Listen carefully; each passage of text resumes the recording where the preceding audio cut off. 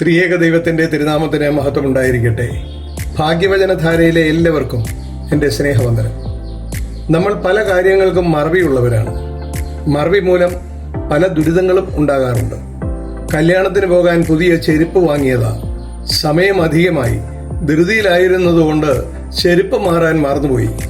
വീട്ടിലിടുന്ന ചെരുപ്പിട്ടുകൊണ്ടാ കല്യാണത്തിന് പോയത്. രാവിലെ തലമുടി ചീകി ചീപ്പ് തലമുടിയിൽ കുത്തിവെച്ച് അപ്പോഴാണ് കാപ്പി തിളച്ചു പോകാതെ ഓടിപ്പോയി ഗ്യാസ് ഓഫ് ചെയ്തത്.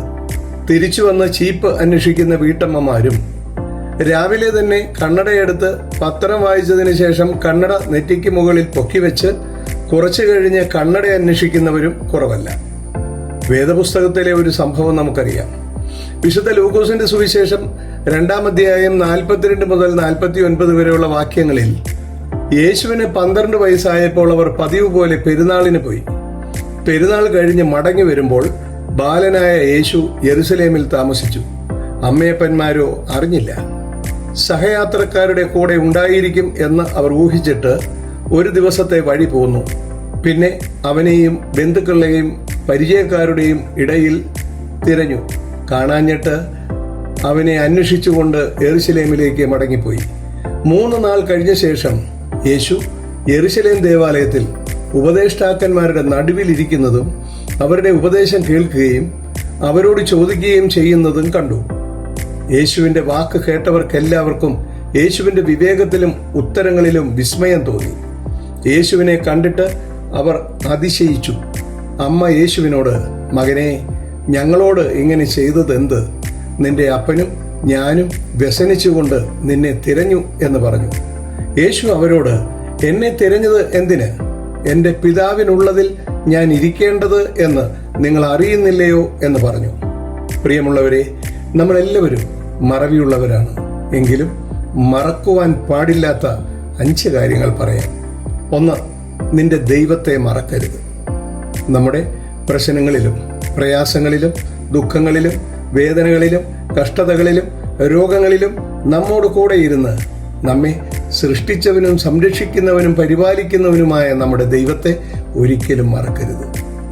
ആവർത്തന പുസ്തകം 6:12 പറയുന്നു, "നിന്റെ അടിമ വീടായ മിസ്രയീം ദേശത്ത് നിന്ന് കൊണ്ടുവന്ന യഹോവയെ മറക്കാതിരിപ്പാൻ സൂക്ഷിച്ചുകൊള്ളുക." 2, ദൈവം ചെയ്ത ഉപകാരങ്ങൾ ഒന്നും മറക്കരുത്. പ്രിയമുള്ളവരെ, ദൈവം ഓരോ ദിവസവും നമുക്ക് ചെയ്തു തരുന്ന അനുഗ്രഹങ്ങളെ ഓർത്ത് ദൈവത്തെ സ്തുതിക്കുവാൻ നാം ബാധ്യസ്ഥരാണ്. സങ്കീർത്തനക്കാരൻ ഇപ്രകാരം പറയുന്നു, "എൻ മനമേ യഹോവയെ വാഴ്ത്തുക, അവന്റെ ഉപകാരങ്ങൾ ഒന്നും മറക്കരുത്." 3, ദൈവത്തിന്റെ കൽപ്പനകൾ മറക്കരുത്. സങ്കീർത്തനക്കാരൻ 78-ാം അധ്യായത്തിന്റെ 7-ാമത്തെ വാക്യത്തിൽ പറയുന്നു, "അവർ തങ്ങളുടെ ആശ്രയം ദൈവത്തിൽ വെക്കുകയും ദൈവത്തിന്റെ പ്രവൃത്തികളെ മറന്നുകളയാതെ ദൈവത്തിന്റെ കൽപ്പനകളെ പ്രമാണിച്ച് നടക്കുകയും വേണം." 4, നന്മ ചെയ്യുവാനും കൂട്ടായ്മ കാണിക്കുവാനും മറക്കരുത്. നമ്മുടെ ജീവിതം നമുക്ക് മാത്രം സന്തോഷിക്കുവാനുള്ളതല്ല.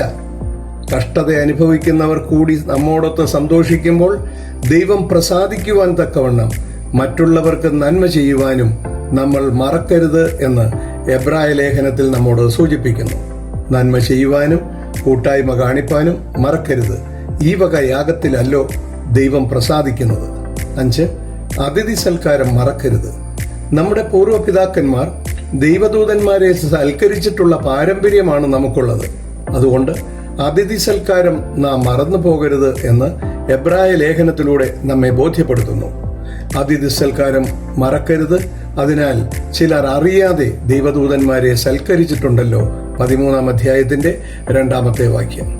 പ്രിയമുള്ളവരെ, നാം മറവിയുള്ളവരാണ്. എങ്കിലും മറക്കുവാൻ പാടില്ലാത്ത കാര്യങ്ങൾ മറക്കാതെ ബോധപൂർവം ചെയ്ത് ദൈവത്തെ മഹത്വപ്പെടുത്തുവാൻ ദൈവം നമ്മളെ എല്ലാവരെയും അനുഗ്രഹിക്കട്ടെ എന്ന് പ്രാർത്ഥിച്ചുകൊണ്ട് നിർത്തുന്നു.